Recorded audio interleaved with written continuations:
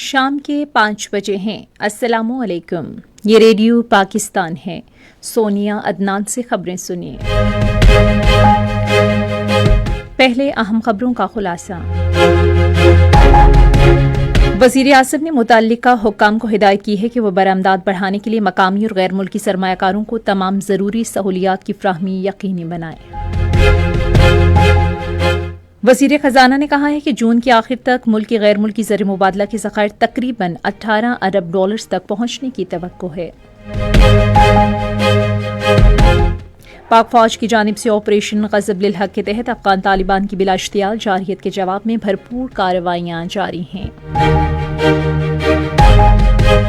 Pakistan super league کے پلے of مرحلے میں پشاور زلمی اور اسلام آباد یونائیٹڈ کے درمیان کوالیفائر میچ آج شام کراچی میں کھیلا جائے گا۔ خبریں تفصیل کے ساتھ۔ وزیر اعظم شہباز شریف نے کہا ہے کہ ملک میں معاشی ترقی کے حصول کے لیے سرمایہ کاری کا فروغ حکومت کی اولین ترجیح ہے۔ وہ آج اسلام آباد میں سرمایہ کاری کو فروغ دینے کے اقدامات کے جائزہ اجلاس کی صدارت کر رہے تھے۔ وزیر اعظم نے متعلقہ حکام کو ہدایت کی کہ برآمدات میں اضافے کے لیے مقامی اور غیر ملکی سرمایہ کاروں کے لیے تمام ضروری سہولیات کی فراہمی کو یقینی بنایا جائے۔ انہوں نے مزید ہدایت کی کہ سرمایہ کاروں کی سہولت کے لیے ریگولیٹری تعمیل کو آسان بنایا جائے اور اسے مزید کفایتشار بنایا جائے۔ انہوں نے حکومت اور سرمایہ کاروں کے درمیان ہم آہنگی کو مضبوط بنانے اور لائسنسنگ اور دیگر خدمات تک رسائی کے لیے پورے نظام کی ڈیجیٹلائزیشن کو تیز کرنے کی ضرورت پر زور دیا۔ شہباز شریف نے کہا کہ خصوصی سرمایہ کاری سہولت کونسل کے قیام سے ملک میں سرمایہ کاروں کے اعتماد میں اضافہ ہوا ہے۔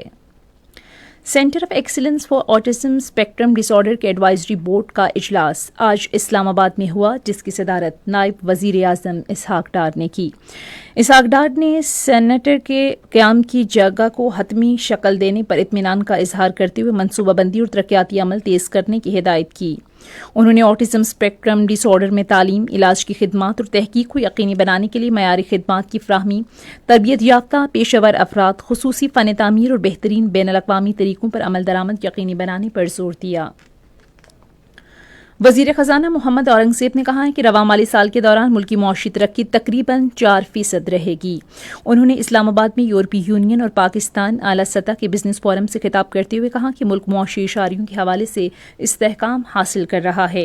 محمد اورنگزیب نے کہا کہ جون کے اختتام تک ملک کے زر مبادلہ کے ذخائر تقریباً 18 ارب ڈالر تک پہنچنے کی توقع ہے، جو 3 ماہ کی درآمدات کے لیے کافی ہیں۔ صنعتوں اور پیداوار کے لیے وزیر اعظم کے معاون خصوصی ہارون اختر خان نے فورم سے خطاب کرتے ہوئے کہا کہ یورپی یونین پاکستانی اشیاء کی برآمدات کے لیے بڑی منڈی ہے اور جی ایس پی پلس لاہ عمل منڈیوں تک رسائی بڑھانے اور معیار میں بہتری کے لیے اہم کردار ادا کر رہا ہے۔ پاکستان کے سیاحتی شعبے میں مواقع کی تلاش کے لیے یورپی شراکت داروں کو دعوت دیتے ہوئے انہوں نے کہا کہ ملک کی قدرتی خوبصورتی اور ثقافتی ورثے کا حسین امتزاج بڑے پیمانے پر سرمایہ کاری کا بہترین موقع فراہم کر رہا ہے۔